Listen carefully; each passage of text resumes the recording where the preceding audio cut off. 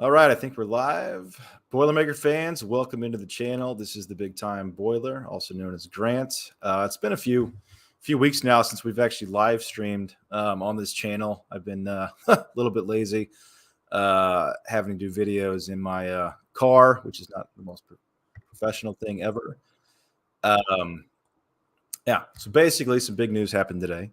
It's something that I've heard people mention all year, depending on who's your source is. But I've had multiple people tell me for a few months now that this Jeff Brohm to Louisville thing actually had some legs. It would probably happen by the end of the year. People were telling people around town, blah blah blah. So obviously, you kept a look on the Louisville situation this year, but thought was maybe Satterfield did enough to keep his job. Winning 7 games. Was it 7 games? 7-5. But Scott did the right thing, and I don't know if it caught Louisville off guard a little bit. Maybe not, but him going to Cincinnati, I did not see that coming. I think a lot of people did not see that coming. If anything, I think Louisville was perhaps going to fire Satterfield if they knew that Jeff would come on board. But alas, Scott did the right thing. He got out of town just in time. Went to Cincinnati, and once that was announced, pretty much knew that Jeff Brohm would be gone. So, and this is why I said, and sorry, this is probably going to be all over the place, and I'll probably do another live discussion later on today, but I just wanted to, I quickly got back. I'm traveling right now for work, quickly got back out here to the hotel, wanted to make a quick live video before go out to dinner with the client. But yeah, feel free to guys, while we're talking, if you want to jump in the live stream and have some comments here in a few minutes, feel free, enter comments. I'll link. I don't think I've linked that. Let me do that right now real quick. I will link the live stream link here in a minute. Again, you don't have to use a webcam. You can just use your phone if you want, or a camera. But yeah, so that's where we're at. Obviously, Jeff Brohm, after a few days of rumors, decided obviously he is gone to Louisville, which again, many people predicted to happen. It happened this morning. I think about 6-year deal, $35 million. The good news is, I think Purdue is going to be okay. We're going to get a pretty decent coach. Who that coach is, we'll find out depending on who you listen to. There's many different candidates being listed right now. We can talk about some of those here on this show. I'll probably go for an hour, maybe more, depending on what kind of what kind of participation we get here this evening. But yeah, with that, and that's why I said on these videos, the entire year since I started doing this a few months ago, Purdue had to get to the Big Ten West because this was the perfect year for it. The schedule was set up. You had the quarterback. You had, some playmakers, a wide receiver. The Big Ten's obviously changing. This was the year to do it. You don't know what's going to happen. And props to Purdue for doing it. And, we had the best week of our lives as Purdue fans, in basketball and football, only to be brought back down to earth for football. And if basketball loses tonight, we might be suicide watching. Just kidding. No, Purdue football is going to be all right. I really do believe that. Who would I like to be, or who would I like to see be the new head coach of Purdue football? Well, there's a lot of, I think, good options out there. I think the good news is right now, I think Purdue is probably the most attractive job available right now. Is that saying much? Not necessarily. There's not too many open jobs right now. But I think Purdue, being in the Big Ten, having some money now with the Big Ten TV deals, they're paying Brohm, I think, next year. I think they would have paid him around $6 million. Somebody correct me if I'm wrong there. But Purdue's got some money to spend. I think they've seen, with the fans coming back, Purdue football fans are excited. They have shown that they can be very supportive of a team, selling out the stadium. So I think this is an attractive destination. So I think there's going to be some pretty good candidates lined up. Not just Babinski calling some candidates, but I think candidates will be calling Babinski, and agents will be, will be putting out feelers. So the next couple of days could be interesting. Got a first comment here from Christian. What do you think of Jamarcus Shepard? I love the idea of Jamarcus Shepard. I think he would be a home run hire. I mean, obviously, let me rephrase that. I think there is some risk with Jamarcus. Obviously, he's got no head coaching experience whatsoever. He doesn't have any coordinator experience whatsoever either. Is that a big deal? No. I mean, you look at, well, it could be, it could not be. You look at Dabo Sweeney, he's probably the best example. Well, the thing with Dabo, though, is he was an interim head coach for a little bit. So I guess even then, Dabo had some in-game experience. Jamarcus doesn't have any. Even when Jeff Brohm was out with COVID, it was Brian Brohm as the interim head coach, not Jamarcus. And Brian called the plays. I think, though, Jamarcus Shepard would be a great addition to get on staff somehow, even if you make him the offensive coordinator. I don't care if he doesn't have experience there. I think Jamarcus would probably be pretty good at it. But yeah, I said I'm all aboard on Jamarcus Shepard. I'll get on here a little bit, but Jim Leonard, Jamarcus Shepard, Mark Hagan staff is biggest current rumor. Yeah, I've heard, and I won't divulge obviously. On3 is Golden Black's main hosting site now. There's rumors going like crazy on there. I won't divulge everything on there, but I have a few sources here and there. I'm not gonna share everything I hear, but I hear that Jim Leonard's name is being floated around in the AD office. What does that mean? I mean, we've been in these coaching searches now a couple times. If you've been a Purdue fan for a while, and especially in the age of Twitter, we've had I think Daryl Hazel, I guess, and Jeff Brohm. I don't know if Danny Hope, if Twitter was all that big back then. I was actually in school then. I had a roommate on the football team, and I was told I think Paul Chris was getting it. So I wasn't even right on that. But where was I going with that? There's going to be names floated around here and there. A lot of it's going to be, who knows, agents putting feelers out, looking for contract extensions and all kinds of stuff. So you never know. It seemed like Jeff Brohm, I think, he was probably in the top 5 last time, maybe. I know there's a few posters that were all about him, and that came to fruition. But I don't know if he was necessarily the number one candidate on the hot board per se coming into this in 2016, 17, or whatever. But personally, I think a staff of, I would love to see Jim Leonard here.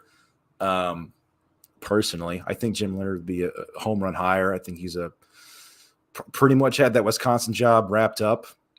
Had it not been for Luke Fickell coming out of nowhere to get that job, I think that's just a job or a position that Wisconsin decided that they could not say no to Luke Fickell, and I can't really blame them. Luke Fickell's name has always been option one, it seems, the last couple of years, and he's always turned everything down. I think even Notre Dame was rumored to make a run at him. I don't know how far that actually got, but he came to Wisconsin, so they said, well, we're not going to pass this up. So they took the proven commodity. I think Jim Leonard, as the head coach with a high-profile OC, not high profile, that might not be the right word, an OC that likes to pass the ball on staff or is from a passing offense would be an absolute home run. A guy like Jamarcus Shepard, or even I think I posted on Twitter, I would even love to see if Jim Leonard came and Brian Brohm stayed. And the whole, let me get into this real quick. Brian Brohm as interim head coach was a little surprising to me. I was kind of calling for Mark Hagan. I would like to see Mark Hagan. I think, as Goldie just said, biggest thing is retaining Mark Hagan right now. I would completely agree with that. I think Mark Hagan is one of our best recruiters. He's from Carmel. He's done a heck of a job with the defensive line. He's got guys, from Carmel coming in. He's been a breath of fresh air here on the staff the last couple of years, and retaining him, I think, is absolutely monstrous and needs to be done. And right now too, it sounds like Brohm's going to take quite a bit of the staff from Purdue to Louisville. And this thing can change a lot too. We've seen enough coaching changes where, especially in the first couple hours after it's announced. I'm going to grab a water real quick.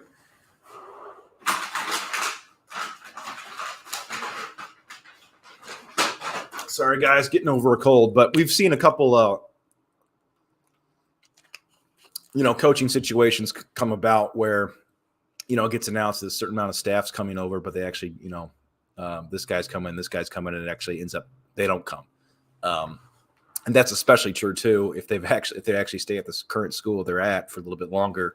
More job offers can come in and stuff like that. So right now, let's get back to Brian Brohm being named interim head coach. It's been reported by 24/7 Louisville website, Jody Dilming, I think how you say his name, who's very plugged into the Brohms, that Brian is coming as the offensive coordinator. Could that be true? Yes. However, I think the longer, and apparently Brian wanted to stay and be the interim head coach.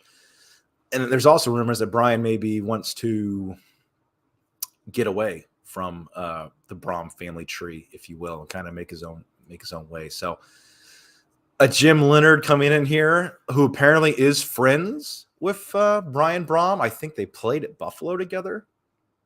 The Buffalo Bills, don't quote me on that. I think they're around the same age. They've run into each other quite a bit. I hear they're friends. That's a situation. Hey, Jim, you come in, you're in charge of the defense, you're the head coach, you're in charge of everything basically, but Brian is going to run the offense. Or this is the style of offense we want run at Purdue. You need to sign off on it. You can be the head coach. And I could see Jim going, all right, yeah, let's do it. And Brian, I would think, would want to do it as well, because Brian would it would be his offense and he would have his fingerprints on it. I could see that being a win-win. Get some more in the comments here. Yeah, I think we all thought Darrell Hazel was a pretty good hire. Remember this press conference? Everyone was kind of impressed with it. Yeah, I know there's a few people that really liked Jeff Brohm, but and there is a rumor Brian Brohm to Kentucky. That rumor's been around for a while now. Not saying this new rumor, but I remember there's a couple years ago where they thought maybe Brian Brohm would be the Kentucky OC. But curious also, guys, would like to hear your thoughts on who you want to be the next Purdue football head coach, who would actually be interested. And again, if you want to join in, jump on the call, voice your opinion, feel free. The StreamYard link is in the comments section. You can use your phone. You can use a webcam. You can, if you want to not use a webcam, you don't have to use that either. You can just speak into a microphone or your phone. Voice your opinion. Are you ticked off about the Brohm news? Did you see it coming? I'd like to hear your opinions. I'll give you my opinion. So again, I've said this over and over again this year. If anyone's paid attention to my channel or watched my videos, which I greatly appreciate, by the way, I've said it repeatedly. For this year to be a success, we got to get to the Big Ten West Championship game. We did it, and we won the West outright. So to me, that part was satisfied. Unlike basketball last year, where it was Final Four, we had to get there. We didn't do it. So that was a unsatisfactory season. This year we did it. We accomplished the goal of getting there, which, again, being Purdue football fans, we knew might be tough going forward. We ended up doing it. We were on a high, and also we performed pretty darn well in that championship game, all things considered. I think the score ended up being a little bit more lopsided than what it really was. But when you kick 5 field goals, and the other team, I think, kicks none or maybe one, then it's going to get a little out of hand. But yeah, so I guess where I was going with that is my thoughts on it. I knew once. Again, there were rumors all year that Jeff Brohm was had 1 foot out the. Well, I shouldn't even say 1 foot out the door. I think Jeff was committed to this season 100%. I don't think there was any distractions as far as Louisville is concerned. There probably was some backdoor dealings going on. It sounds like, actually, from what it even sounds like, if you all remember, going into last season, I can't remember the month, but there was a time where it sounded like Jeff Brohm, they thought they could get to come, and they were going to fire Satterfield. And then I think the president, I think, go to Penn State. She put the kibosh on it like 2 days before going to Penn State. Oh, man. I think I might lose my voice before too long. So this might not work out very well, but I'm going to try to power along.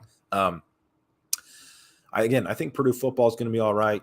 Anyway, Jeff Brohm, you hate to see him go. Would I rather him stay? Absolutely. Am I tired of the Louisville dark cloud hanging over the program every single year? Absolutely. It was getting a little tiresome. And once they fired Satterfield, I was like, you know what, Jeff? Just go, man. Just go. Just get out of here. You did your job. I mean, again, I'm not really super pissed at Jeff Brohm at all. He put us he put the Purdue football team in a program in a much better position than it was when he got it. And not only that, he didn't leave in 2018, which if he would have left in 2018, this was pre-transfer portal. And we had George, I think George and David Bell in the class. That would have been disastrous. That would have been horrible. He stayed through that. I think we were all very, very nervous at that point. But I think if you took a poll of the fan base, I don't think too many people are pissed off right now. I'm sure there are people that are disappointed. But, I think most of us saw this coming. Most of us are tired of this, every single year, the song and dance with Louisville, if you will. And a lot of it's even not Jeff. Well, Jeff Brohm did not do himself any favors when he did that whole Louisville spiel. I think he was at some sort of donor event or something like that. And somebody asked him in Louisville, and somebody asked him about the job, and he pretty much said, never say never. Didn't put the kibosh on it whatsoever. And apparently people around town were even saying, this is Jeff Brohm's last year, blah, blah, blah, blah. So didn't do any favors there. But again, I think Jeff put this program in a much better position. It's in a much better position to succeed going forward. We're going to get a good coach. And who that coach will be is a great question. So with that, I guess we'll talk. Again, I think I may have already mentioned it. And again, we're probably going to go over the place here. Feel free, if you just joined us, hop on it, send a comment. Jump on the stream. Go ahead and talk if you want. The link is in the description or in the comment section. Sound off if you'd like. But a couple guys that I would really like. Again, Jamarcus Shepard is definitely up there for me. I think Jamarcus Shepard, the players are already talking about it. They want Jamarcus Shepard. I would love to have him. Dave Clawson is another one that I think would be an absolutely home run hire. His record's not stellar at Wake Forest, but I think if memory serves correct, 1 second. I think he kind of started off rocky, but then I want to say the last few years he's done really, really well. He's got a pretty good staff. He's got a couple of Purdue Boilermakers or former Boilermakers on the staff, coaches. Adams, the cornerback coach, and then Brad Lambert, obviously. Would those two come back? Maybe not, but if let's say Dave Clawson did get hired and he brought those two back somehow, and then Lambert would be DC, obviously. Lambert has a relationship with Mark Hagan, so Mark Hagan would probably stay. And it sounds like Mark Hagan wants to stay, but he wants to be reassured that he's got a spot, whoever is the head coach. Again, so I like Dave Clawson. Jim Leonard is good. Ty Helton from Western Kentucky. He's got a pretty innovative offense. I think he would be similar to a Jeff Brohm. Problem with Helton, though, I think that's a guy that if he did pretty well at Purdue, he'd probably bolt for the SEC. I'll tell you some guys I don't really want is Kevin Sumlin. His name has been mentioned a few times. Kevin Sumlin, I don't think I'd be very excited for. Let's just put it that way. Could it work out? Possibly. But he did a pretty decent job at Texas A&M, all things considered. But man, he crashed and burned at Arizona, which I don't think he put in much effort. And I'm pretty sure he got hired right off of his last season in Texas A&M. He got fired, didn't take a break like he probably should have, got hired, and pretty much got that program in shambles for a while. So Kevin Sumlin to me is iffy. I know every year it seems like a guy that – not every year, but a guy every time Purdue's had a coaching search, it seems like Calhoun from Air Force gets mentioned. I don't know. That's not a very sexy hire in my opinion. Would it be a decent hire? I don't know. Here's the things that you got to keep in mind too this time of year, and this not just this time of year, but this day and age of college football. the transfer portal is key. You want to find, like, theoretically, you want a guy that could bring in some people with them, that knows people, that's been recruited before, we've been recruiting, has some contacts, that might be already be in the portal. Because Purdue, make no mistake about it. And another reason why I wanted the Big Ten West championship so bad is we were going to have to reload this year, no matter what. A lot of guys are leaving, obviously, including Aiden O'Connell. We did not have the, personnel to compete, especially with next year's schedule, which is absolutely brutal. We would have to reload in the portal. So you need a guy that knows the portal. Kevin Sumlin, I'm afraid, he comes in. I don't know how, he would have to bring in an absolute super staff, I think, to do successful here. Could he be successful? Maybe. But I don't know. It's funny. I see a tweet beneath the paint. I'm calling you out right now. Not that I disagree with this statement necessarily, but if you're on here, I'd love to hear your follow-up on this. You can't hire Jamarcus Shepard. I'm sorry. I wish you could, but you just can't with his experience. I mean, again, Jamarcus Shepard is an absolute risk-reward, or a risk-reward type hire. Could be a very high risk. Could be a big-time reward. I think he's got the absolute,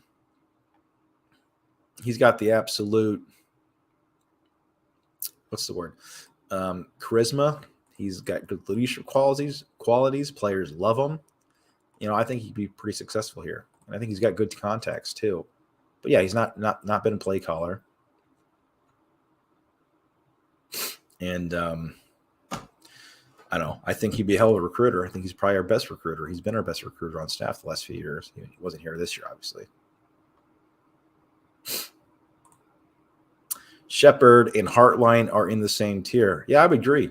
It's funny. I heard Brian Hartline is a candidate too. I don't know how much serious that is too. But one thing I will push back on that is Shepard has been a coach now for what? Almost 10 years, I think, in Power 5. Hartline's been doing it since 2017. So Shepard's got quite a bit of experience. Christian would not, to be honest, I would hate a Jim Leonhard hire. Doesn't feel like he fits Purdue to me. Yeah. I mean, Christian, though, I get where you're coming from with that. That's why I said, if Jim Leonhard does get hired, it can't just be like it's Jim Leonhard, by himself, and it's a whole brand new staff that, is Wisconsin types, if you will. Jim Leonhard would almost have to take the Wisconsin defense. If Jim Leonhard, in my mind, somehow did a defensive, brought the Wisconsin style defense in here and paired it with the Purdue style offense. Again, if a Brian Brohm stayed, per se, and I'm just saying that, I don't know if it could be even possible or not, but if Brian Brohm stayed, which honestly, I think this is just a gut feeling, could possibly happen. I think he's not from what I heard from sources, he's not as entangled with his big brother and family as some others are, per se, and he wants to get out of the shadow and wants to kind of do his own thing. If you have the Purdue style offense and the Wisconsin style defense, I mean, that's a pretty darn good combination. Am I right? In my opinion, could I be wrong? Absolutely, I could be wrong. And again, I've heard people mention is, Wisconsin passed up Jim Leonhard. Wisconsin, the only reason that Jim Leonhard did not get the Wisconsin head coaching job is because Luke Fickell became available. That's it. If Luke Fickell had not shown interest in that job, Jim Leonhard would be the head coach. And I know numerous Wisconsin fans. I do work there up there quite a bit, that are still pissed that Jim Leonhard is not the head coach. They wanted Jim Leonhard. And I've seen videos made and everything else saying, did we make an absolutely huge mistake not, going with Fickell over Leonhard long term? Plus, and then I've heard people say too, is Jim Leonhard going to be, is Jim Leonard going to be, would he go back? Let's say Luke Fickell let's say Ryan Day leaves Ohio State in 2 years. They hire Fickell, would Leonard want the Wisconsin job? Leonard might be pissed. They didn't give him the job to start off with. So who knows? Do you think Brian Brohm wants the Purdue head coaching job, like Christian? I don't know. Probably. I mean, I'm sure he wants to be a head coach. It's funny. I've heard conflicting things on Brian. I read somewhere where, he wasn't, he kind of liked being in the shadow, if you will, or not shadow. That's not the right word, but in the background. But I also heard that he wants to be a play caller. So I think at the very least, I think Brian, maybe not so much. I think Brian would take the OC job at Purdue if the right head coach was there over being Jeff's. I don't want to say what I was going to say, but Jeff's tag along. I think Brian wants to do his own thing. I think Brian wants to be known as somebody that can actually call an offense. Because right now, Brian gets no credit. I mean, it's Jeff Brom's offense, plain and simple. I mean, Jeff probably doesn't listen to Brian during the game. I'm sure Brian does a lot preparation. I'm sure a lot goes into the meetings, but during the game, I don't think Jeff probably listens to him. People keep saying Pat Narduzzi. He's in that Paul Chris former interviews here. I think that Narduzzi thing's a joke. From what I heard, I can't remember when it was, like 2016 either. Like they were calling him like Purduzzi or something. I can't remember, but he's an interesting one. But I don't think Pittsburgh had a very good year. Again, if we get a defensive-minded coach in here, I think the culture of Purdue being the cradle quarterbacks, Purdue's known as a spread team. I would hope Lipinski, sells that, and we don't have anything where we're trying to change our style to be a Darrell Hazel, or even before that, before my time, a Coletto, ground and pound team. Purdue is a spread it around football team. And if we had an amazing defense to go with that, like a Jim Leonard, and Jim Leonard got on board with saying, yeah, man, let's I'll bring in a Shepard, I'll bring in a Brian Brohm, and let's throw the ball over the yard, and with a little bit more of a run game. I think that's one of Jeff's downfalls. He didn't run the ball enough. And I think the one time Brian did call plays against Iowa, if I recall, in that 2020 game, we actually had a amazing pace of throwing the ball and running the ball. It was almost a perfect game by Brian. So who knows? Brian might be a better OC. It's crazy to hear it talk like that, but you never know. Yo. How about Harsin? I'm assuming you're talking about Brian Harsin, who honestly, I actually wondered if I don't know enough about him, to be honest with you. But his name actually has crossed my mind, not so much here lately, but when this whole thing was going down with Auburn, I just kind of thought in the back of my mind when I heard these Jeff Brohm rumors, would he be a decent candidate? But he's got just so much stink on him right now. I don't know if he's worth it. I think, coming off, I think this is important to say too. I think coming off a season where Purdue did win 8 games again for, 2 times in a row for the first time in forever. And then, did win the Big Ten West outright, made it to the championship game. We need a solid, I don't want to say flashy hire per se, but we need a good hire. And even if it's an eternal good hire, like Shepard, I don't think Jamarcus Shepard, let's be clear, I don't think Jamarcus Shepard would make shockwaves across the football landscape at all. But I think for our purposes internally, as Purdue fans and just in the program in general, it would be a flashy hire for Purdue people and people in the know and the Purdue football team. Jeff Traylor is a wild card. I would agree. But the thing is, I think Jeff Traylor, another guy that I had thought about, it seemed, but I don't know if he's going to leave Texas. It's his thing. But again, his offense would be very exciting.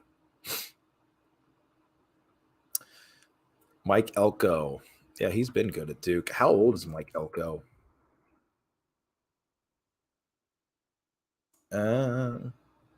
He's not terribly old. 45 years old. 8-4 this year. Again, he would not be a sexy hire at all, but he could probably do worse. I mean, I would think Purdue's probably willing to pay $6 million to $8 million a year. I mean, well, $8 million might be way too much, but if we got the right guy, Matt Cam, another guy that probably won't get, but I kind of when this whole Luke Fickell thing happened, which I would never thought Luke Fickell would go to Wisconsin. I think that has something to do with the Big Ten. Obviously, he may have waited too long a little bit, and probably knew he had to get out while the getting was good. And the Big Ten, being the premier conference with the SEC and having money, I think Fickell took a shot. I wouldn't be totally shocked if we made a run at Matt Campbell. Now, Matt Campbell is another guy sort of like Luke Fickell, probably a step down from Luke Fickell as far as popularity, but it seemed like the last few years, every big job that opened up, Matt Campbell's name was always up there in like the top 4, and he always, turned it down. I think Purdue is a better job than Iowa State. Iowa is the premier program in Iowa. Purdue's in the Big Ten. Obviously Notre Dame is better than Purdue, a bigger program, but we don't really deal with them on a recruiting front a whole lot. They recruit more nationally. But I think Purdue is an upgrade from Iowa State. And honestly, I think it's a similar probably group of people, group of fans, probably. Here's why I'm all over the place, but and going to that with here's why Purdue's a great job, and it would be a good job for Matt Campbell. You can come to Purdue. All you got to do is win 8-ish games a year, compete, compete in every game for the most part, have an exciting offense, win 8-ish, 9-ish game. I mean, hell, if you win 9 games, if you pull a James Franklin at Purdue, which is funny because Penn State fans, I think this year they're back and thinking James Franklin's all right, but even coming into the year, they're upset with him. James Franklin's winning like 10 games multiple times a year. Or not a year, multiple seasons, he's winning 10 games. If we got a guy that wins 9 games, for 4 years in a row, we're probably going to build that guy a statue. Our expectations, I don't think, are ever going to get too crazy. We know what we are at Purdue. It's kind of like Purdue basketball. We want to compete. I'd say Purdue basketball expectations now are probably obviously above football and probably will be above football. But I think for Purdue football, just compete in the Big Ten, have a winning record, go to a decent bowl every year, and win 8-ish games a year. That's not in some places winning 8-ish games a year get you fired, which is absolutely insane. But at Purdue, we just want a competitive product on the field. So I think, and now with again Purdue being in the Big Ten, the value of the Big Ten media contract, the value of just being a coach in the premier conference, I think has some weight. And again, I would not be surprised if a name like Matt Campbell starts getting floated around. There's been a couple of these coaching lists that have not exactly been terribly exciting. And again, who knows what people actually know? A lot of times these coaching lists are just that. Just absolutely speculation. And some of these names would be completely underwhelming, to say the least. Again, if somebody wants to jump on here, feel free. If you want to talk, voice your opinion, the link is in the comment section. You can just use your phone if you want, or if you have a webcam and a microphone, you can use that if you would like. If not, you don't have to use it. We can just see a black screen if you want to talk. But I'd love to hear your opinions, guys. Are you surprised Jeff Brohm left? Are you, I don't want to say glad he left, but are you glad the drama's over? The speculation every year about if he's going to go to Louisville or not. I did see Jeff Brohm already lost a recruit, not necessarily his fault at Louisville, but the 5-star running back has decommitted, which is not a shock whatsoever. Jeff Brohm does not run the ball all that well.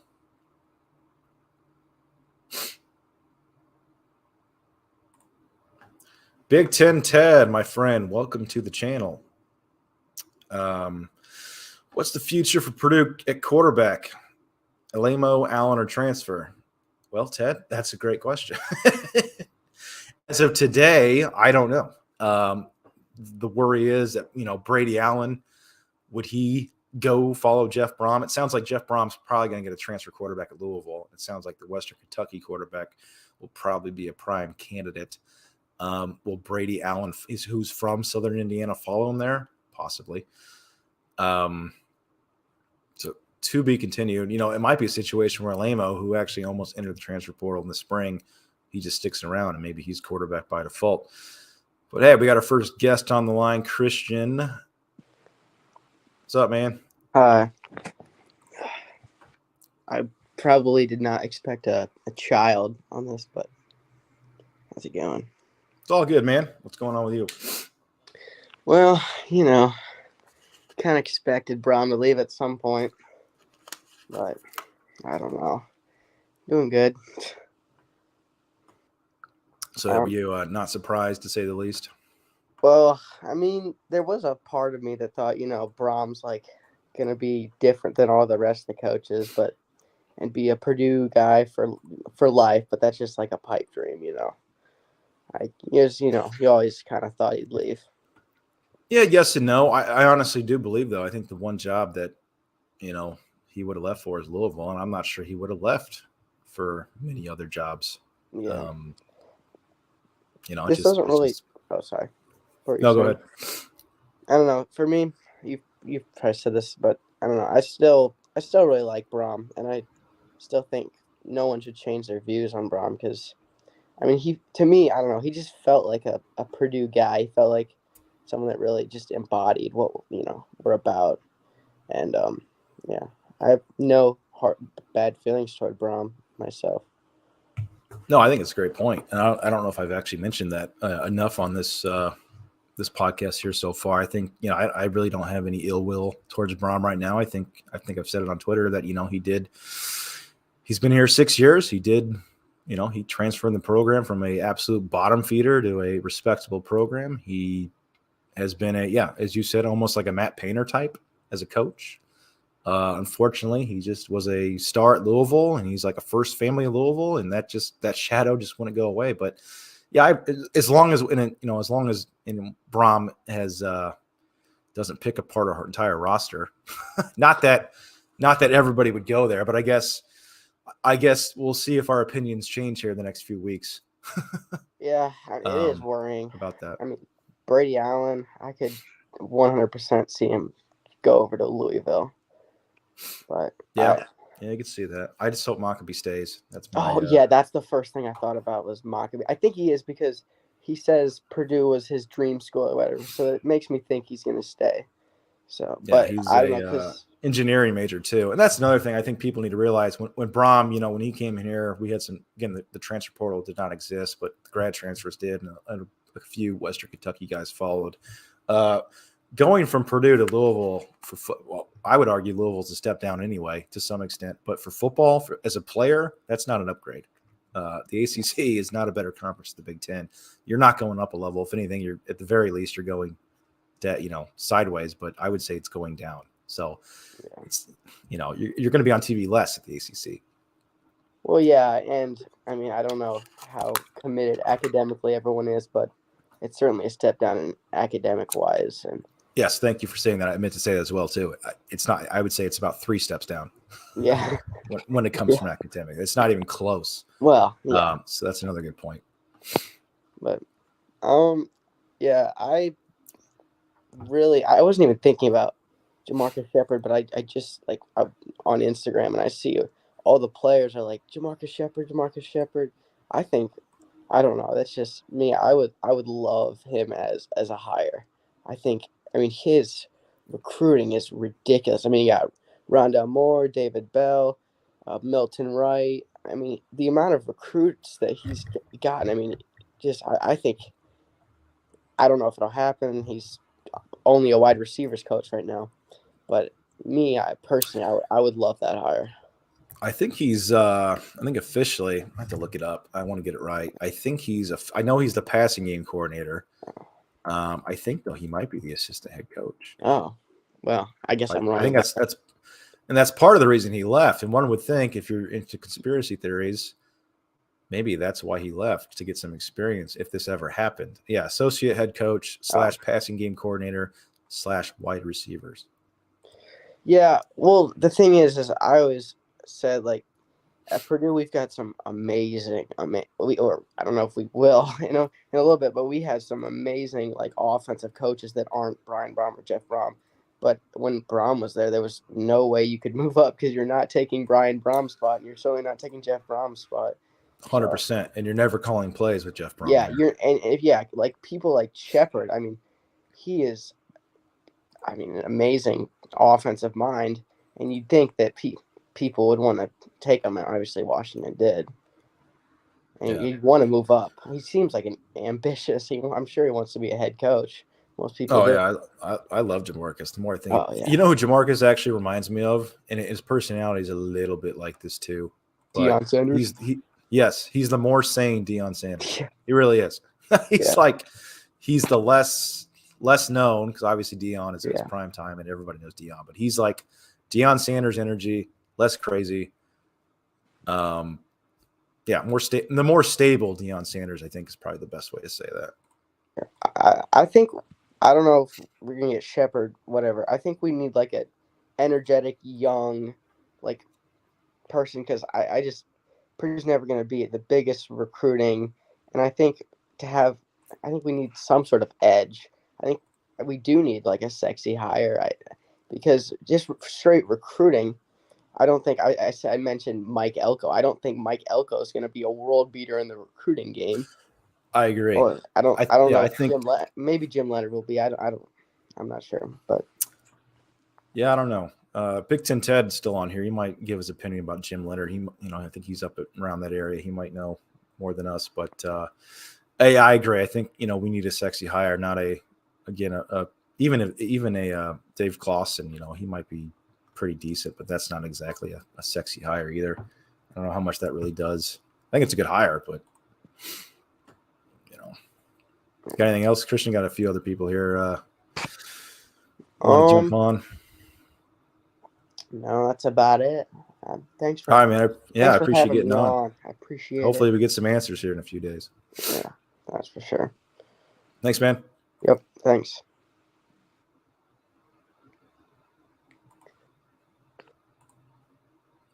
We got Jacob. Hey, how's it going? What's up, Jacob? Hey, how's it going?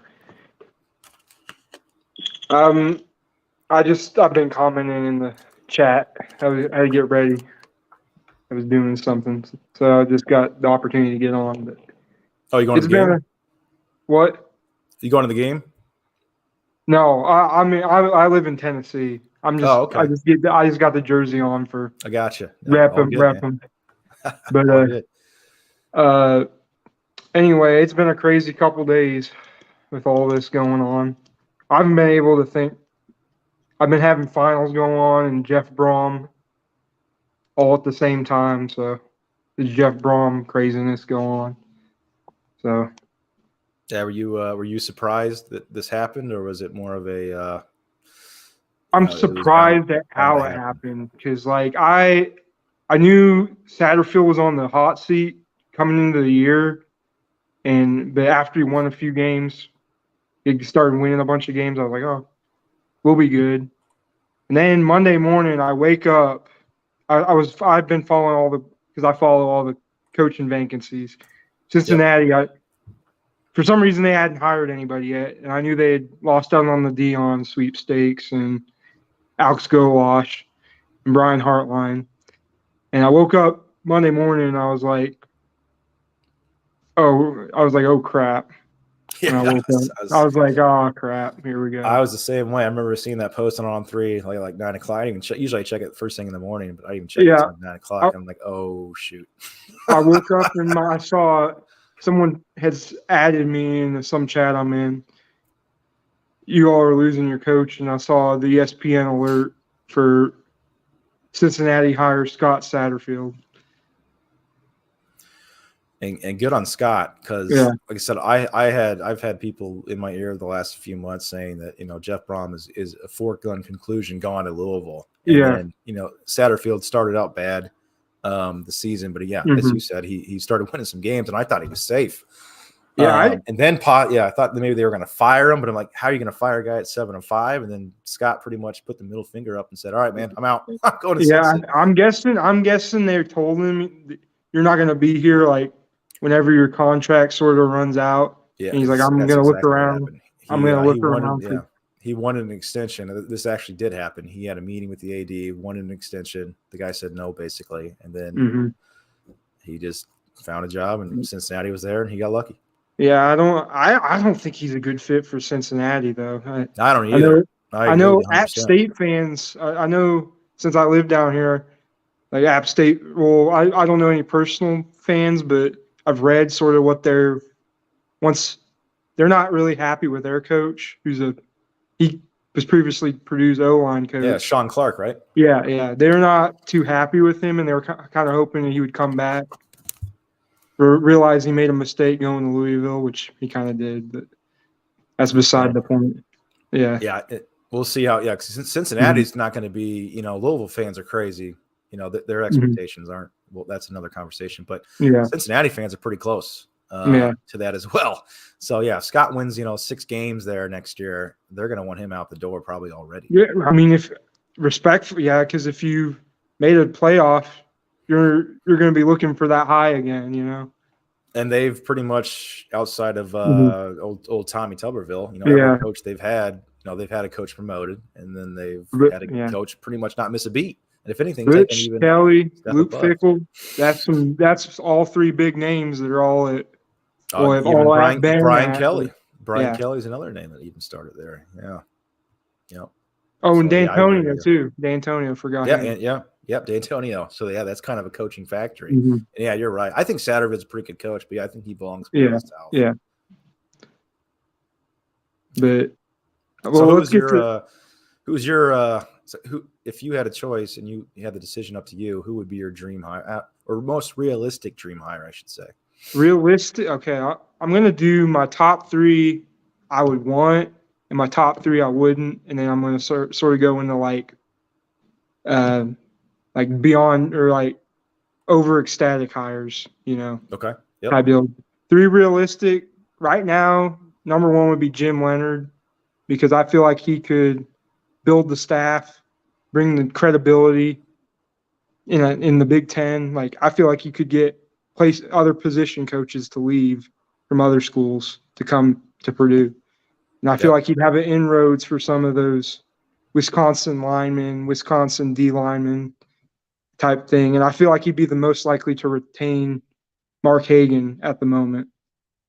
My number 2, I didn't even think about him, Dave Clawson. That's like a solid hire, because Sam Hartman is in the portal right now. So that's right.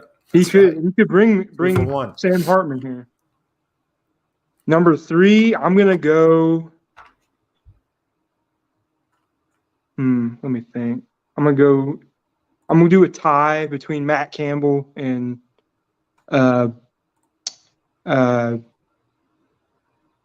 Chris Kleiman at Kansas State. I think either of those would be on the level of Clawson, and I like all those. Those are all my top 4 right now, I'd say. Those are all good names. Top 3 I don't want. You've already mentioned them. Frick, I'm blanking now. Someone. Bill O'Brien. I just don't want him. Alabama fans want him gone, so I'm gonna say nope to that. I agree. Number 3, I don't want Jason Candle from Toledo. Toledo fans don't like him either. He's underperformed. Now, if something were to happen, I kind of like their DC. Because he was Vince Curie's. He was formerly the coach at Mount Union. Okay. It's been a powerhouse, sort of in the vein of Lance Leipold. Like, I feel like not as a head coach, but as like a defensive coordinator candidate. I didn't realize Candle's been there forever now. Yeah. He's not been. I saw him on one of those lists. Sort of in the. I don't want any MAC coaches. That's since Daryl Hazel, that experience. No, thank you. Especially nowadays, the MAC just doesn't seem like it is what it used to be anymore. See, like it'd be one thing if it was like a standout candidate, but like none of the MAC coaches stand out. Maybe the only one that I think would be a good hire would be Chris Creighton. He's done unbelievable things at Eastern Michigan, but I think he's going to be there rest of his career, to be honest. Probably. And then I think the one Dion, I think just hired somebody to be OC that I think I heard. Kent State, yeah. John Lewis. Yeah. His offenses were always good, but they just never did much, like as a team, as a unit. I know they gave a game to somebody. I don't know if it was this year or the year before. It was Notre Dame, wasn't it? Or am I thinking about that? No, it was Georgia. Yeah, you're right. Earlier this year. It was early. Yep. That might be why Dion hired him. Yep. And then sort of the risky, unrealistic hires. Obviously, Jamarcus. I don't think he's going to be our coach. Jamarcus Shepard. You have I had another name. I thought it was going to be risky hire. Brian Hartline. Those would be two risky hires. Yep. I think that's all. That's all. Here's another name that I don't want from Ed. Brock's back. That's just the meme at this point. Yeah. No, thank you. Oh yeah. And then people saying that Dion. Purdue would never hire Deion Sanders. If I was the AD, I would have hired Dion. Yeah, but Purdue, those two do not fit together at all. However, I said this earlier. I think we have a version of Deion Sanders. That's Jamarcus Shepard.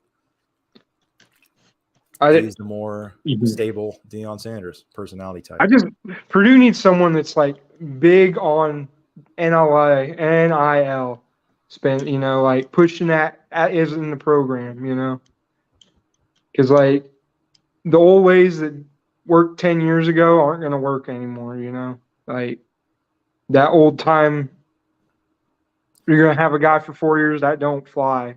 Even developing. You look at Iowa. I think Iowa's lost like 25 kids, or not lost yet, but 25 of their guys are in the portal. Guys that they usually develop for 4 or 5 years. They're good. That they're not going to be able to do that anymore either. I think a lot of that is on Brian Fenritz and absolutely. Kirk's inability to change, because like if you're a receiver, why even go there? If you're a receiver, I don't know why Cade McNamara is going there. You're right, but they got defensive guys that are in the portal, like guys that are next in line. That people are like, wait a minute, what are you guys doing? I know if we get Jim Leonard, we gotta get the one linebacker that entered. I saw Iowa fans saying he was good. To me, I just think a Jim Leonard style. If you can't beat Wisconsin, join him, right? That's what I've been saying. If Jim Leonard can bring a tough nose defense, because nobody has this. Nobody has a spread offense like Purdue, and then also a defense. That's to me, that's the ultimate combination. If UT had like some defense, like insane defense, they would be literally unstoppable. Yeah, as a team, like imagine that at like Purdue. Same with Brohm. If Brohm had a defense, we would have been. Yep. We would have beat Michigan. I fully believe we would have beat Michigan. We had a like actual defense. I agree. Or probably we could have scored some touchdowns. Would have helped too. Yeah, I mean, but I just don't think JJ McCarthy. He didn't impress me all that much, but that's besides the point. But two staff members, I will be, or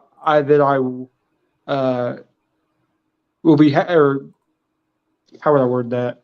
Want to retain them? I wouldn't want to retain. Would not want to retain. Yeah, I'm not sad to see him go. There we go. Got out. I'm not sad to see Ron English go, and I'm not sad to see Dale Williams go. I agree. I would be both of those were sort of our weak. Well, our offensive line was good this year, but Dale Williams didn't really we just recruited those guys. He didn't really develop them. There's been a rumor going around that now obviously, Spencer is in the portal, but Yeah. Hartwig apparently was going to Notre Dame if he had not gotten hurt. He was going to go to the portal and go to Notre Dame. So, and yeah, I don't think they like Dale Williams very much. So I'm not sad to see him go as well. No. But I would be very sad to see Hagen. Yes, thank you. Mark Hagen leave. Drew blank. Yeah, Hagen would be that would be awful, especially if he goes to Louisville. Because we've got some stout D line. That's what worries me if he goes. That I've heard. I saw a rumor that Purdue's pushing to keep him because I'm pretty sure everyone in that building knows if we lose him, we're going to lose all those. Yeah, they better keep him. I was a little surprised he wasn't named intern, but yeah, I guess.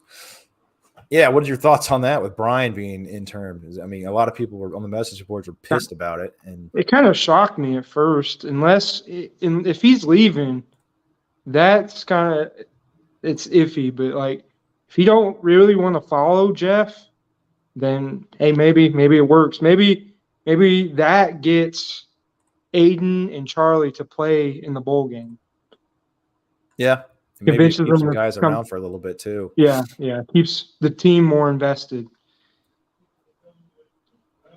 Yeah. Other than just for recruiting purposes. And if we hire a coach really quickly and Hagen gets kept on staff, maybe that improves morale more too. Yeah. Who knows? Like I said, a lot of interesting things going to happen. Hopefully this wraps up somewhat quick. Yeah. I really want it to for my sanity. Yeah, exactly. I appreciate you jumping on, man. Thank you. Hey, you have a good night and boiler up. You too. Yeah, the Purdue basketball team better win, and we can't. We can't handle a lot tonight. we can't lose the Hofstra. No more. No, Gardner that would be or, DEFCON. Yeah, North Florida. Yep. All right, man. Okay. One more thing. Yeah. This is off topic, but my first Purdue basketball game I ever went to, we lost to Gardner Webb. That was God. Yeah, that was bad. But hey, hopefully we do better than that, and I'm sure we will. I'll talk to you later. All right, man. Boiler up. Yep. Boiler up. All right, guys. Appreciate a couple of you guys jumping on. Again, if anybody else wants to join, the link is in the description if you want to voice your thoughts. I don't know, I'll probably go. I'm supposed to have a dinner here at some point. Probably 20 minutes or something. I think the basketball game's about to start, but that's on Big Ten Plus. Who has that? I certainly don't. I made that mistake a few times. Let's go to some of these comments. Ted Berkey says, need to get a good offensive mind to keep our QB. Yeah, I would agree with that. And somewhat of a quarterback, I won't say guru, but a quarterback coach. Let's see. Competition is lower in the ACC, which means it could be easier to get the college football playoff. Yeah, I could see that. I've heard that argument made a few times now on a couple of these podcasts, national podcasts, that, Louisville in the ACC, you got basically Clemson and maybe Florida State, depending on what they're doing these days. Outside of that, you got some, okay teams, but you don't really have, outside of Clemson, you don't have an Ohio State, you don't have a Michigan, you don't have a Penn State, hell, you don't have a Wisconsin or an Iowa, or Michigan State even. You just got a bunch of, Illinois. I don't think Brohm is good enough to get Louisville to the college football playoff, but the path is easier there. Yeah, what's going to be interesting to see is, I'm sure their NIL opportunities are a little bit better than ours just because of what they've been doing the last few years, forever, paying players and all that stuff.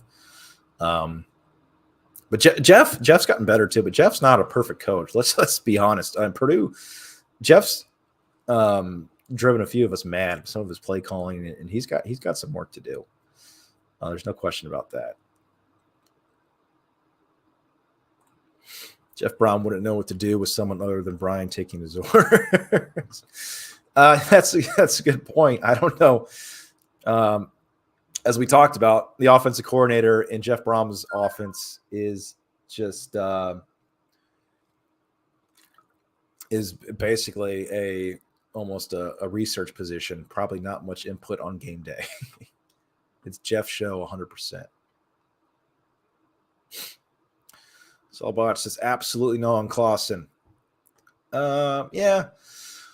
Clausen, I think I was more excited about him at the beginning, even yesterday, but not so much right now. But I think we could do worse. Curious, though, why you're so against Clausen. I agree with you on Creighton. I'm not excited about him at all. Slubbox number 1, Jamarcus Shepard, Jim Leonard, Garrett Riley. That's somebody we've not mentioned. And honestly, I don't know if I've been living in a vacuum or what, but yeah, I've heard his name before. Obviously, I know he's Lincoln Riley's younger brother. I don't know a whole lot about Garrett Riley, but we're about to figure it out right now. So he obviously played at quarterback, Texas Tech, and Stephen F. Austin. Started off, East Carolina, Kansas. So he was he became an offensive coordinator in 2020 for SMU for one season, it looks like, and then he went to TCU. Or 2 seasons, excuse me. 2 seasons for SMU, offensive coordinator, and then 1 season as TCU's coordinator. The dude's younger than I am. I just turned 35, and Garrett just turned 33, so that is a young guy. And then Ty Hilton at number 4. Yeah, I think that's a pretty good list. Jamarcus Shepard, again, that would not be a home run hire to the national audience, but to us, I think that would be an absolute home run hire. I think to the players, it'd be a home run hire. Will it happen? Or potential to be a home run hire, I should say.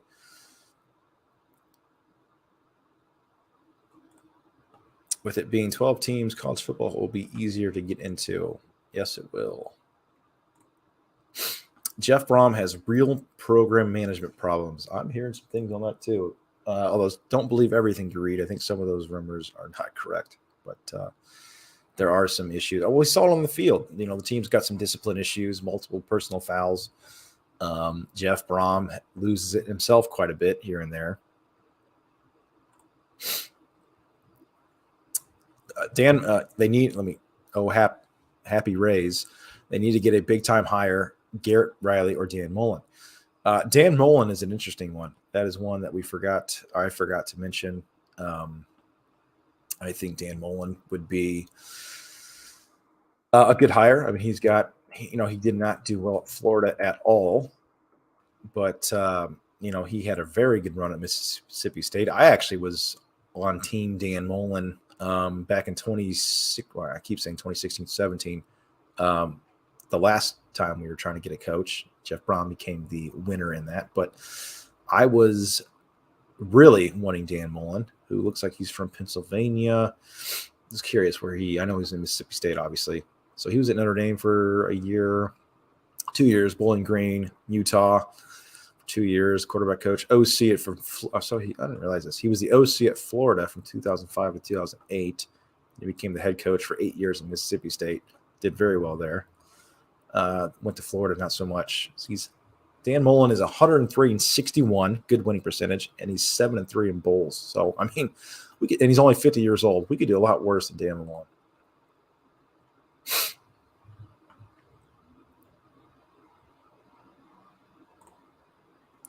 Clausen is nearly 60, a lifetime 500 coach and multiple stops, has only 1 good season to his name. I think he's had more than 1, but yeah, you might be right on that, Slabach. Dan Mullen, though, I think is not as bad of a hire as you think maybe he would be. I think Dan Mullen, who apparently is killing it on TV, and I'm not even sure he wants to coach. But yeah, if anybody else wants to jump on, feel free. I think the Purdue basketball game has started. Like I said, we cannot handle a Purdue basketball loss tonight. That would be unbearable.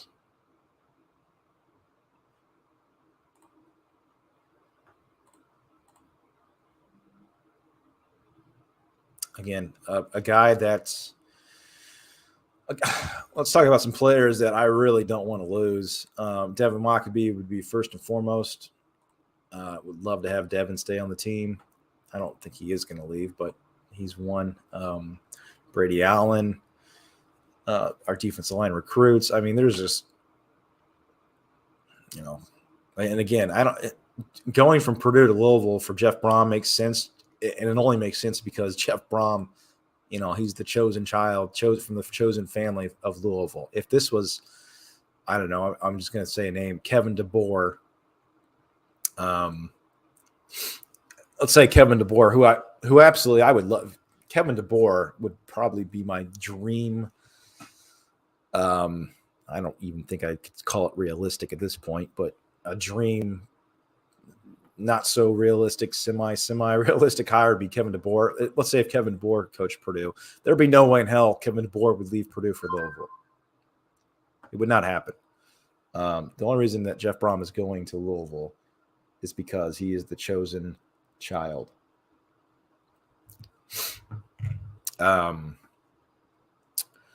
Marcus Stain, his family has been on Twitter. Oh, that's good news. Very good news.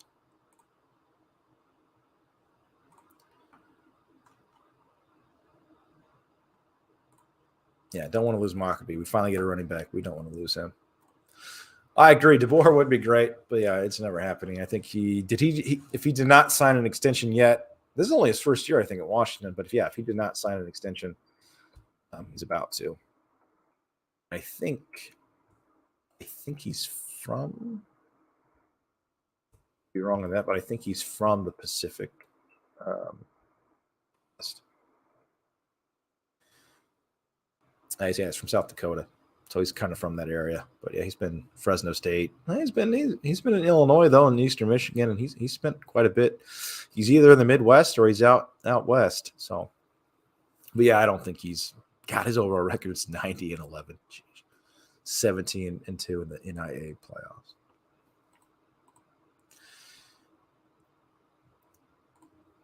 Oh, happy Rays. Mullen got the short end of the stick at Florida. He brought in quarterback Kyle Trask, and they tore it up. They were consistently in the top 10. They got to look at him, or it's a big mistake. I agree. Dan Mullen, I think, I think he got it. Yeah, he did get the short end of the stick. I heard I think maybe somebody called him a lazy recruiter, possibly. I think Dan Mullen would be, I don't want to say a home run hire, but I think Dan Mullen would be a lot better than like this. Who would you rather have? Would you rather have Dan Mullen or Ty Helton? Who honestly, Ty Helton might be the most realistic guy that we actually do end up hiring. Would you rather have Dan Mullen or Ty Helton?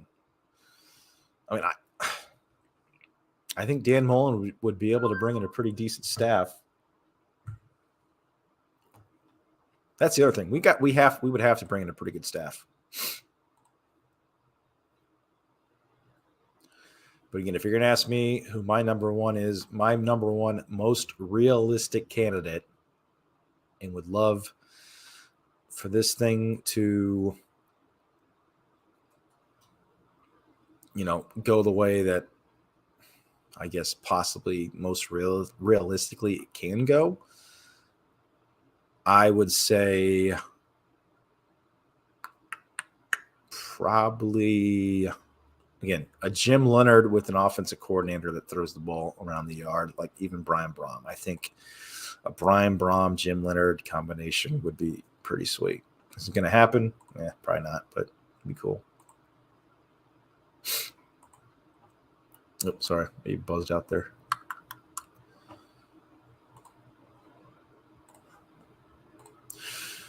Why has nobody hired Dan Mullen? Well, I know Dan Mullen did not want to coach. I think he wanted a year off for one. I think, has Dan Mullen interviewed? I thought he was interviewing. Maybe he wasn't. I don't even know if he wants to coach. I heard someone today, he got brought up on a podcast, and people were not sure if he even wanted to get back into coaching.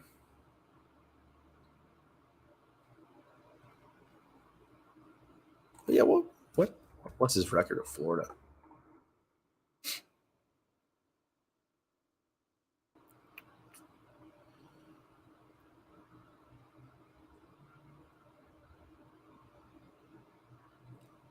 Let me see.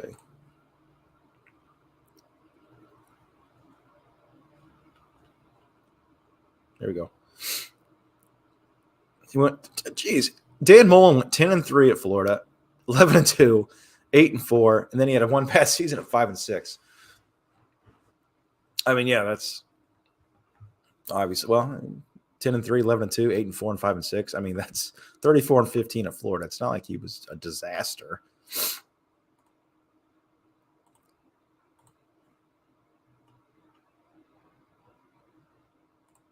Cameron, what's up, buddy? Neighbor down the street. Why has Brohm not announced it yet? I think he's just waiting. Yeah, somebody said waiting for the ink to dry. What's up, man? Yeah, I'm out in Kansas City, so keep an eye on the house, would you? We got Big Ten Ted in the house. What's happening? What's up, buddy? How are you feeling today? Well, to be honest with you, I'm kind of relieved that it actually, happened and didn't drag out. Kind of, again, I think I've said it a few times now. The rumor has been that this was going to be Jeff Brom's last year at Purdue for a while through back doors.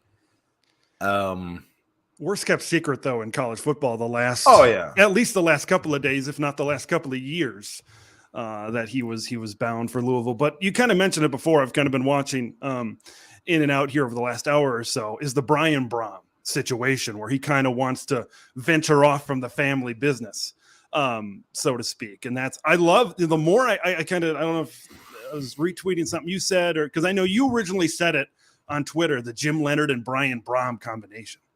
And, I thought about it a little bit at work today. I come home and I'm like, that can work, and I think you talked about Purdue and what they have offensively is really good, right? What the spread offense, you combine that with the Jim Leonard defense. I don't know. I'm just, Jim Leonard might feel a little bit spited what happens at Wisconsin. He wants to get back at him sooner rather than later. It all seems to be, the train keeps to be chugging in one direction, it maybe seems right now. Yeah, not to mention that, that announcement, Jim Leonard, I wasn't following it terribly, but, I think I heard maybe even a few days ago that it was expected that Jim Leonard was going to stay on as DC. Right. Yeah. About a week ago. And then last night it came out that he wasn't. I mean, that's, timing's everything. Did maybe he get a phone call and say, hey, it's possible. It doesn't surprise me, though. It surprised me when they originally said that him and Fickle were going to stay together. And I'm like, that doesn't seem like, because Jim loves this university at Wisconsin. And he wanted to be the head coach. A lot of the players wanted him to be head coach. They voiced that on Twitter. And then, when it doesn't happen, my initial was like, I hope Jim Leonard has enough respect for himself to say, hey, I was kind of shafted a little bit here at Wisconsin. It's probably time to move on. I think it's best for both parties, kind of move on. If that's being the head coach at Purdue, if it's helping the defense at USC actually make a tackle, wherever that may be. Look, Jim Leonard's one of the best defensive coordinators in the entire country. Like, he can go anywhere. There was rumors of him going to the Packers a few years ago. Like, he's that good. And you put him give him an opportunity as head coach. Yeah. At Purdue, that could be a lethal combination. So the more I think about it, the more I love it. And I know. We're talking it into existence. Yeah. Well, I mean, there are, I've heard some rumblings about it, and there is truth to the fact that Brian Brohm and Jim Leonard are friends. Yeah. And I think they played together for the Bills. So I think they're about the same age too. Apparently 24/7 Louisville has already said that Brian Brohm is apparently he is coming as the OC. Obviously, though, he's been named interim head coach, so he's going to be with Purdue. But I mean, just because they say that, we've seen this before, does not necessarily mean that he's actually going to show up January 3rd or whatever it's going to be. And I think that there are also rumors, real quick, that Brian wants to get out of the shadow. He's not as attached to the hip, you say, if you will, to the Brohm family, and he wants to do his own thing. do you think man, it's crazy because when I look back at Louisville and I think of the situation that they're in, right, in the ACC, you mentioned the financial part of it where, okay, Big Ten is going to be making a lot more money with the CBS and NBC deals coming in now. And the ACC signed maybe the worst television contract in the history of sports. Maybe that was a couple of years ago, like a 20-year deal that goes all the way to the mid 2030s. And they're making like Pac-12 money right now. It's crazy how bad that deal was. I think there's financials is one thing to it. Do you think that Jeff Brohm looks and sees, obviously he wants to go home, but he kind of looks and sees what Purdue, okay, I'm going to have USC and UCLA coming in, especially USC. That's going to be tough. And that makes this even tougher. We're probably going to get away from divisions. So now I got to play some of the East division teams. You think it's maybe he sees that maybe I can win a little bit more in the ACC? If I can, obviously Clemson's going to do what they do, but Miami and FSU, if I can get in a notch below those teams, if I can compete with the Carolinas, the Carolina States, the Wake Forest of the world, you think that kind of had a factor in him doing this? Hey, maybe I'll have a better chance to win at Louisville in the ACC. That's a good question. One would think probably yes, but at the same time, Jeff Brohm loves to play competitive. Like our offensive or opposite, our out of conference schedule is ridiculous now, thanks to Jeff, because he wants to play the best team. So honestly, so if Jeff Brohm was not from Louisville and was not, he would not, in my opinion, would never in a million years take this. I think he might not even, he's getting less money. I think 6 years, $35 million. Okay. Yeah. Okay. Because I think right now at Purdue, he makes 5.1. He was going to get, I think with bonuses, I think he was about to get up to 7 eventually.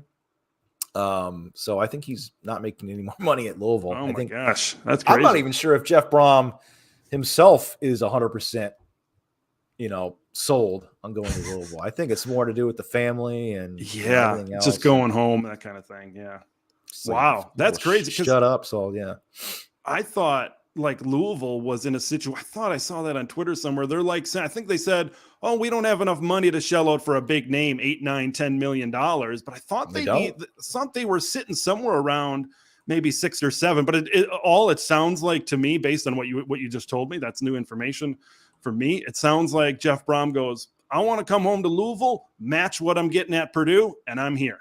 Like it almost seems like that's what it was. And he didn't really give Purdue a chance to counteroffer, so to speak. But I'm not sure Purdue wanted to counteroffer. Yeah, right. Yeah, they probably wanted to be done with it too. I mean, like I said, it's perfect in a way. It's perfect, and that's why I've harped on it all year. We got to get to the Big Ten, championship game because who knows if it's going to happen. When it's going to happen after that, and it happened. We end the season off good terms, and I think the split from so far at least is everybody's okay with it to some extent, and it sounds like as long as Jeff doesn't take half our freaking roster with him, I think maybe oh my gosh, we'll look at him at a decent light. I think still he doesn't it's crazy. I mentioned the quarterbacks before. Like that's a big concern. You got 2 4-star quarterbacks sitting there in that quarterback room, and they could one or both of them could end up at Louisville or obviously somewhere else if they don't like the coach that's coming in with a new system or everything. This port, like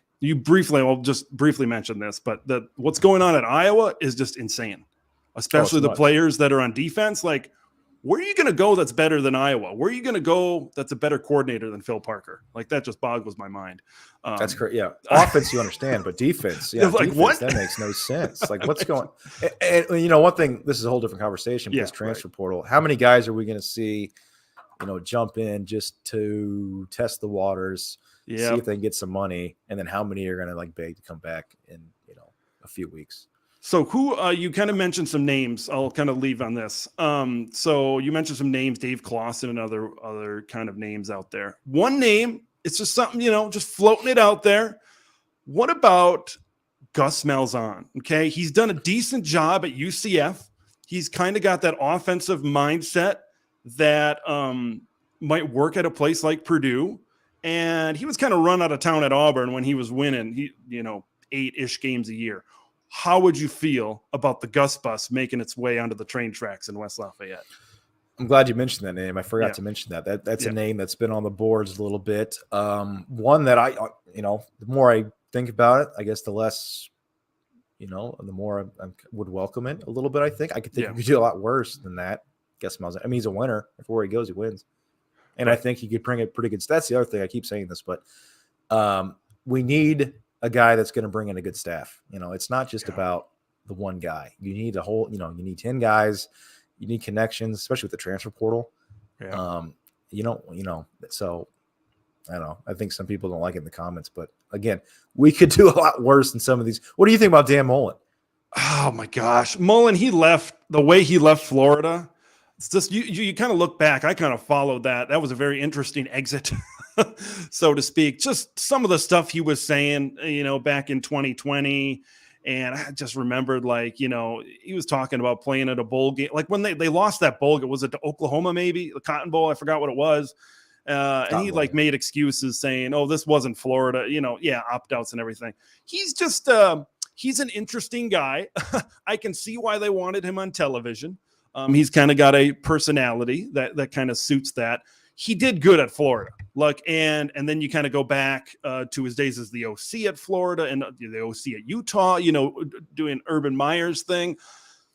It kind of depends on what does Dan Mullen think of himself? Does he still think that he's a coach that can coach at a premier SEC type of program like Florida?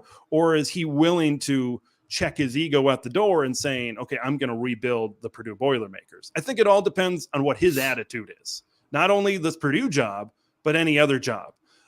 Because kind of at the end of his run at Florida, had a little bit, not saying it huge, but a little bit of an attitude, didn't recruit extraordinarily well. I remember that being an issue towards the end of his run at Florida. And the way things just went up and then just came crashing down would be a concern to me. But he did good at Florida. I think he's a good football mind. To me, it's just a matter of what his attitude is. Taking on a program, going from a Florida to a Purdue that's maybe a notch or two below that. So that's kind of my take on Dan Mullen. No, I agree. Before I let you go, what do you think? How attractive do you think this Purdue job is in your outside perspective?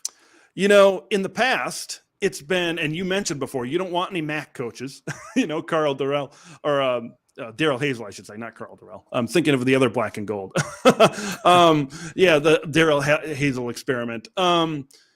I think this job could be attractive to other Power 5 coaches. I think if I'm Gus Malzahn, I'm entertaining it. If I'm Dave Clawson, I'm entertaining it. We're talking about two black and gold guys jumping to another black and gold team. But that's not a prerequisite, I don't think. But if I'm looking at yes, the Big Ten is going to be challenging, but I think they've got, once again, you're talking about staff, you bring in the right staff. I think there's jobs where this Purdue job is, they're not a Indiana. They're not a Rutgers. They're not even probably a Maryland. They're, I think, a notch above those teams. I still think this is a good job. You mentioned before the recruiting, around there, especially in the state and around there. They're going to recruit a lot better than Indiana, Notre Dame. They're all over the place. They're national, right? They're not going to, but in terms of recruiting, Luke Fickell mentioned the 300-mile radius in terms of recruiting at Wisconsin. You look at that Purdue. You got them, but if you kind of count out those Michigan schools, I think you can compete with the Northwesterns. You can compete with the Illinois. You can compete with the Indianas. If you win those recruiting battles with those schools, I think Purdue has proven, of course, with the cradle of quarterbacks that you kind of like Wisconsin, right? Offensive linemen, running backs. Purdue, it's quarterbacks, it's wide receivers, it's Charlie Jones, it's Rondale Moore, it's David Bell. They have a formula that works. And I think if I'm a coach that has that formula, spread offense, throw it around, I think I could make that work at Purdue. So I think it could be attractive. Like I said, Gus Malzahn, Dave Clawson, I think a lot of these guys could really benefit. And there's going to be money. There is going to be money to burn. Of course, you got to think of the AD and the president are looking. We got this television contract coming up, and we're going to be making, $100 million a year? We got money to burn right now that we can maybe shell out 6, 7, however many millions of dollars to get this head coach. So if I'm a coach looking to get into a major conference, I think Purdue might be a good destination. One more name. What about even a Matt Campbell? Do you think he would even? I have soured over Matt Campbell. Matt Campbell's an interesting Yeah. one because he made a big mistake. Okay. Yes, he did. What year was that? 19 was Purdy and Brees Hall. I forgot what year that was before I think, COVID. yeah. Yeah. It was, yeah.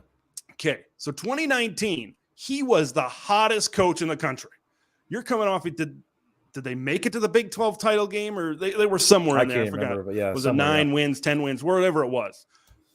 You had Purdy and you had Hall, and I thought, was one of them coming back? No, maybe they both left, and that's when they all should have left at once.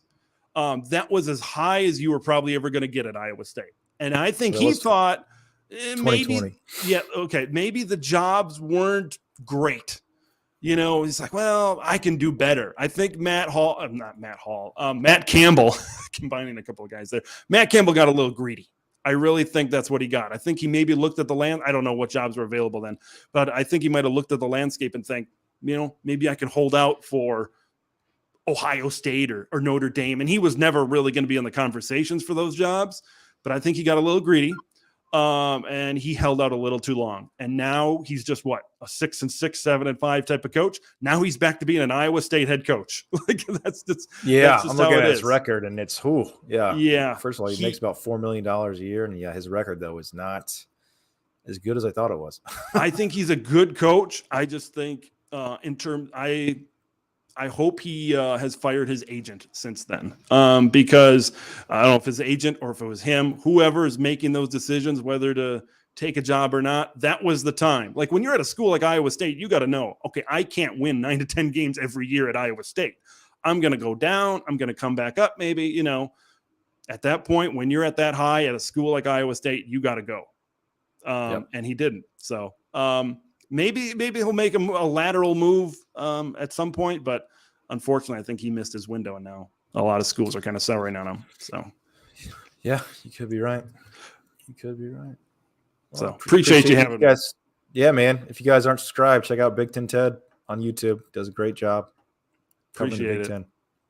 But all right, man. Well, good luck in your search. Keep the faith. All will be good in Borderland. And man, as long as you got Zach Edey, all's going to be good. Let me tell you. I was going to say, I think I mentioned, I just checked the score. I was going to say if Purdue somehow lost tonight, it would be just DEFCON, but I don't think we have to worry about that. They're up. Well, they were up better, but they're up 15 right now.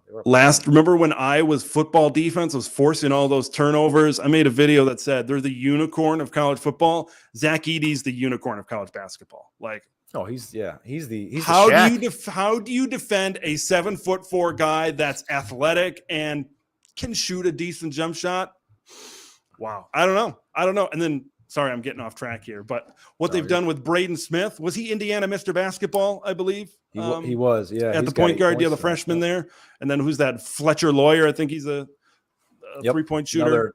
And he's he was number 2, Mr. Basketball, right behind. I love Matt Painter. I am a Matt Painter guy until the end. And what he's done building around Edey that's how you build around a big man, a point guard and a shooter.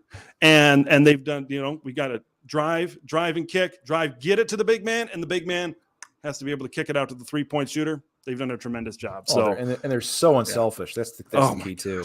I love watching them. I love watching them last year.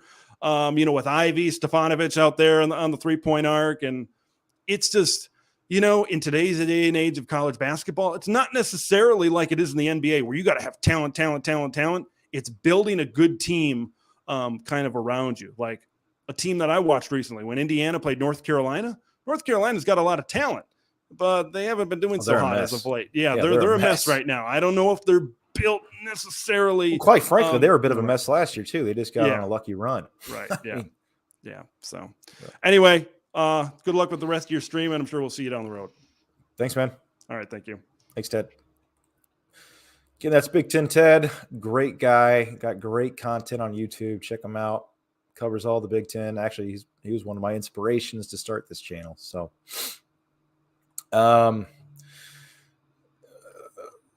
let's see here. I'm just trying to see if any. Hell no, I'm on. Yeah, I mean, again, some of these names, I'm just thinking, we could do worse. Again, would you rather have Kevin Sumlin or would you have these guys? But Good question from Oh Happy Rays. Do you think we will have a hire by the end of the weekend? Yeah, actually, my mind, I'm thinking you said at the start of the weekend, but yeah, by the end of it, I think so. If not pen to paper, I would think by we probably will hear something this weekend. I would think. What's today? Wednesday? Heck, we might even hear something by Friday. But I think at the very, very least, we might have a press conference Monday. Maybe not, but we need to get this thing wrapped up. I mean, luckily, as of right now, knock on wood, we don't have any portal entries since Brohm announced he left. But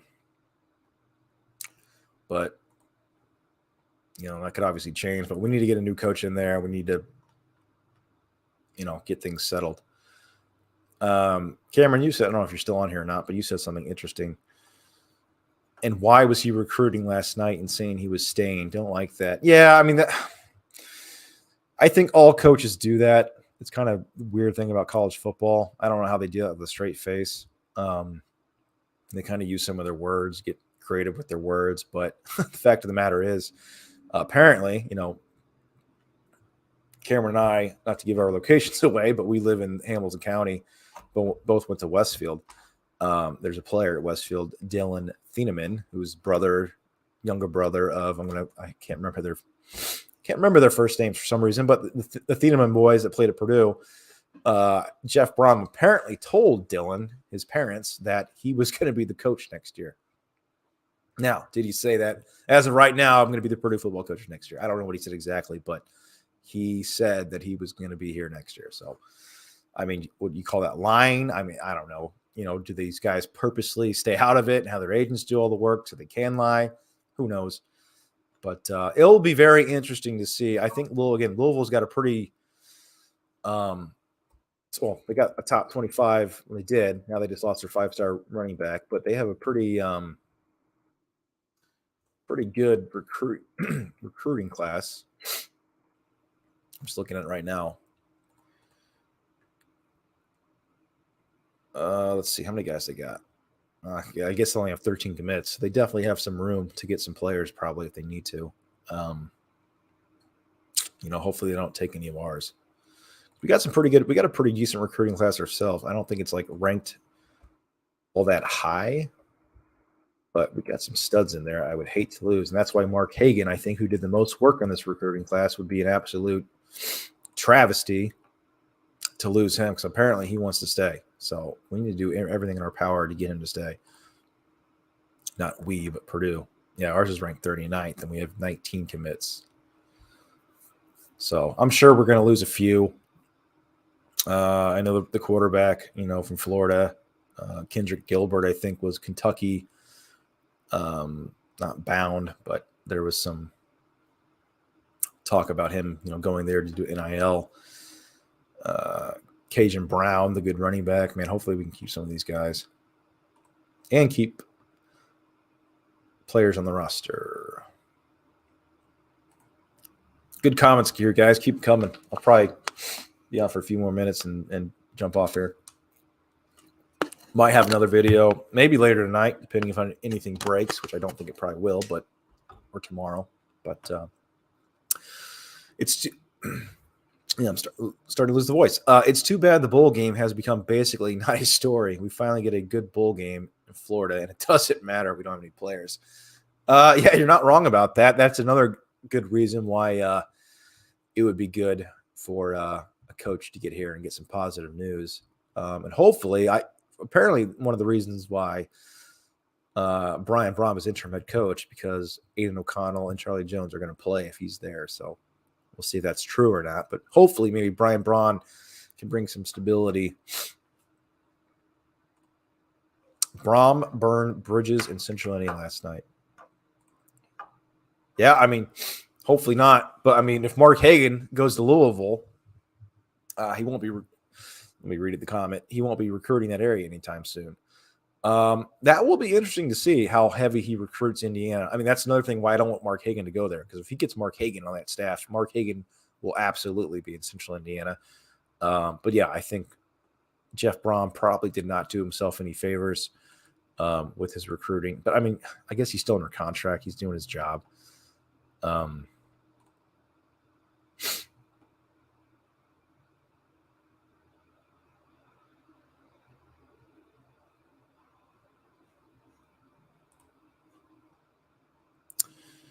Yep. All right. Well, if anybody else wants to jump on, feel free. We'll probably give it a few minutes or any questions. Feel free. If not, we'll probably end this pretty soon. Again, good news on the basketball front, which it stinks on Big Ten Plus tonight, but Purdue's lead's starting to go down a little bit. They were up big time earlier, but they're only up 13 right now, 41-28, but they'll probably be okay. Don't think we have to worry about them losing. By the way, guys, if you haven't joined On3 Golden Black's website, it's $1 right now, I think, for the year. I think that promotion probably goes a little bit longer, but not too much longer. I would highly suggest joining it. Even if you don't post, you can still read the information.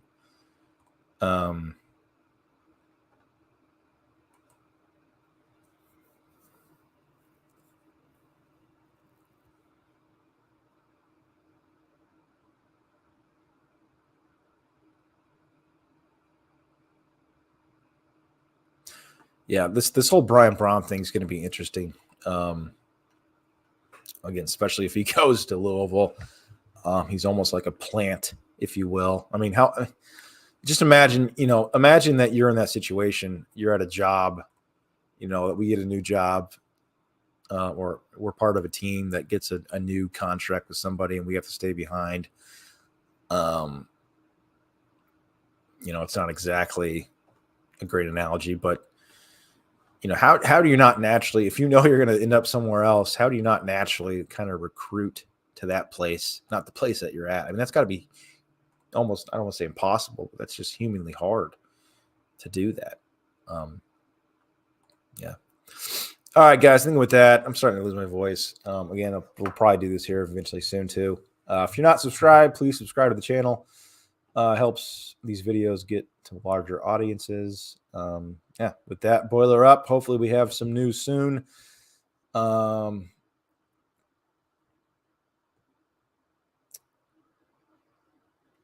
real quick question. I personally don't think this would be good, but is there a chance they hire Brian Brohm as head coach? Probably not. But probably could be, again, worse hires, but that would be interesting. The Brohm brothers going against each other. That would be very interesting. So, all right, guys, with that, hopefully we get some more news here tomorrow night or even tonight. This weekend, I'm actually celebrating my anniversary with my wife, so I'm probably going to be not able to do anything. So if something does break, I might be out of the loop. So with that, thanks, guys. Boiler up. We'll see you next time.